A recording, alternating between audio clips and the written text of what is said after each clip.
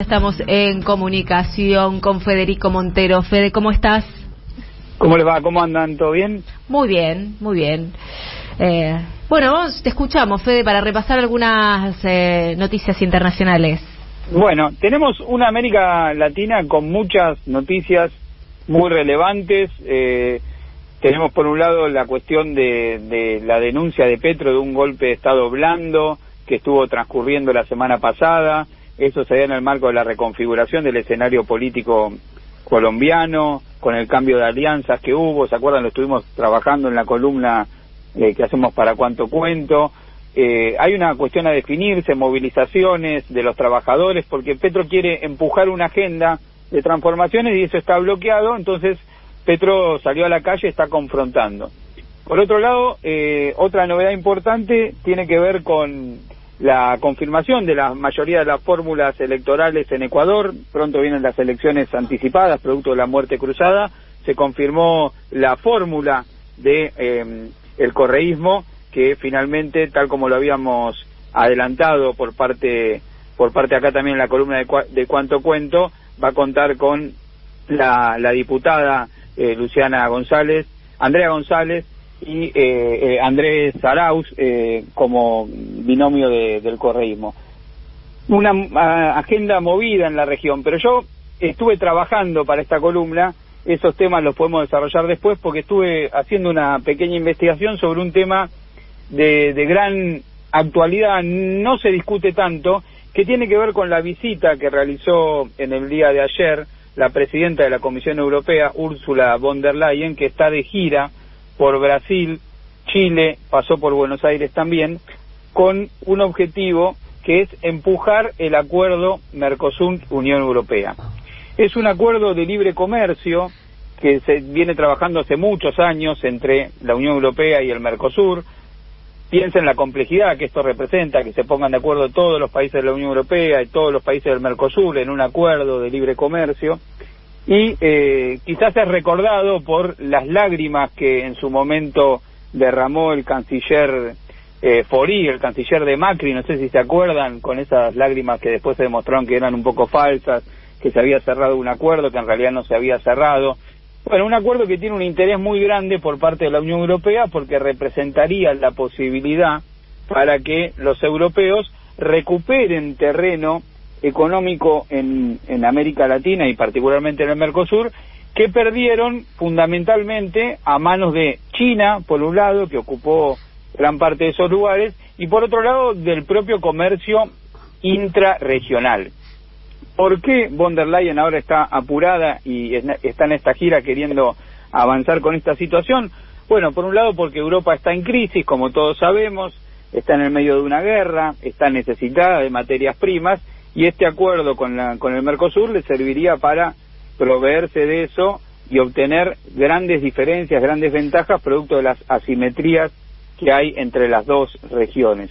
Pero el otro apuro que tiene es de carácter más político, producto de los cambios que quizás se están viendo en distintos países de Europa, con el ascenso de lo que acá tendemos a denominar y lo llamamos, lo hemos conversado también, Eva, como la ultraderecha en Europa. Hablamos de figuras como Giorgia Meloni y otras, los propios representantes, por ejemplo, de Vox en España, que si bien tienen una agenda de derecha bastante recalcitrante en materia de derechos individuales, derechos civiles, etcétera, en materia económica tienden a tener una posición más bien nacionalista y no están muy de acuerdo con la lógica de los tratados de libre comercio.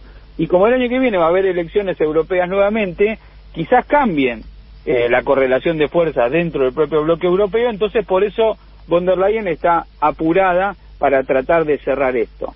Ahora la pregunta es si a nosotros esto nos conviene. En principio, el tratado tal como está firmado, tal como está redactada lo que se conoce hasta ahora, no tiene mecanismos eficaces para lidiar con las grandes asimetrías económicas que existen entre los dos bloques, y por eso era un objetivo del gobierno de Macri, con su tendencia a abrir la economía, a liberalizar, poderlo cerrar, pero eso, por un lado, no va a funcionar.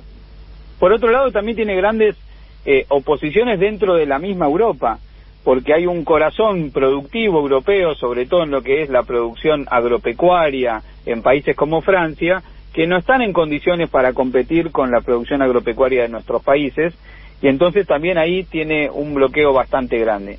Yo estuve consultando con un especialista en este tema, el doctor en Ciencias Sociales, Damián Paikin, que dirige el Centro de Estudios de Análisis Político de la Facultad de Ciencias Sociales de la UBA, respecto de este acuerdo. Él produjo un informe bastante detallado sobre el impacto que tendría este acuerdo en la economía argentina y en particular en la economía en la provincia de Buenos Aires. El informe se puede obtener, está publicado ahí en la página del Observatorio del Sur Global. Yo le preguntaba por distintas cosas, pero una cosa muy particular que no se suele hablar, que yo le preguntaba, es ¿qué otras cosas además del libre comercio tiene este acuerdo? Y hay una cosa muy importante que tiene, que es las compras del Estado. Si este acuerdo se llegara a realizar, los países del Mercosur en sus compras que realizan sus estados estarían obligados a garantizar esas compras también para empresas europeas, dejando de fortalecer a las empresas argentinas. Y si te parece, Eva, escuchamos lo que me comentaba Damián Paikin en relación a este tema particular. Dale. Ahora bien, el acuerdo Mercosur-Unión Europea no es solo de índole comercial, tiene otros capítulos como pueden ser compras gubernamentales, donde habitualmente los estados buscan beneficiar a industrias propias como proveedores del Estado.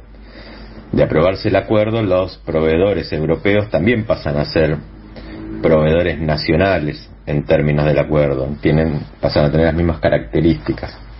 Esto genera una gran competencia y uno podría decir, bueno, también es la posibilidad de que las empresas argentinas o brasileñas compitan en las compras de la Unión Europea.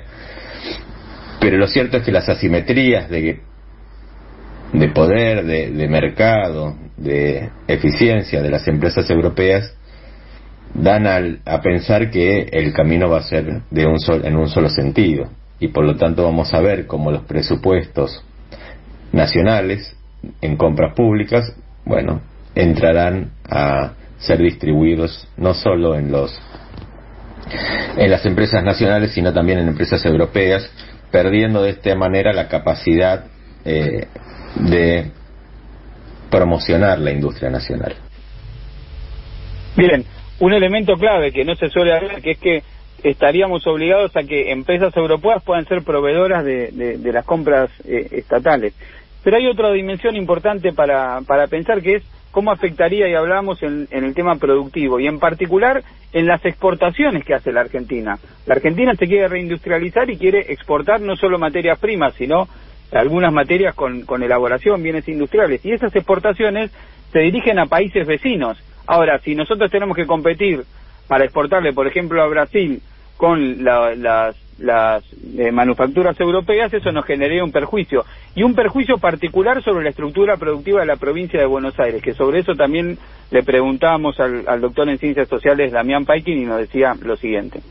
Sin embargo, ese no es el problema mayor, que ingresen a la Argentina productos europeos, sino el problema mayor es principalmente la competencia en el mercado brasileño, que es el principal socio comercial argentino.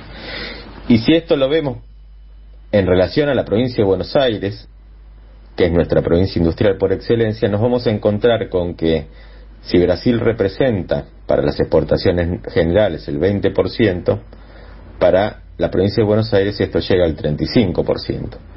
Y si lo vemos en productos manufacturados, lo que para la Argentina representa a Brasil el 55%, para la provincia de Buenos Aires representa el 70% de sus exportaciones de productos manufacturados. Es decir, que una competencia en el terreno brasileño impacta directamente en la capacidad exportadora de la industria bonaerense. ¿Qué industria? Bueno, principalmente automotriz y autopartes, industria metalmecánica, industria química. Así que este acuerdo genera, a la vez que una situación comprometida en el comercio bilateral, una pérdida posible de porciones de mercado en Brasil, y ahí es donde hay que apuntar principalmente, porque Brasil es nuestro principal socio comercial. Perder ese mercado genera un riesgo grande para la economía argentina. Bien, el informe es mucho más completo y analiza distintas dimensiones de cómo nos perjudicaría este acuerdo en materia productiva, sobre todo en la provincia de Buenos Aires. Los invito a que lo lean.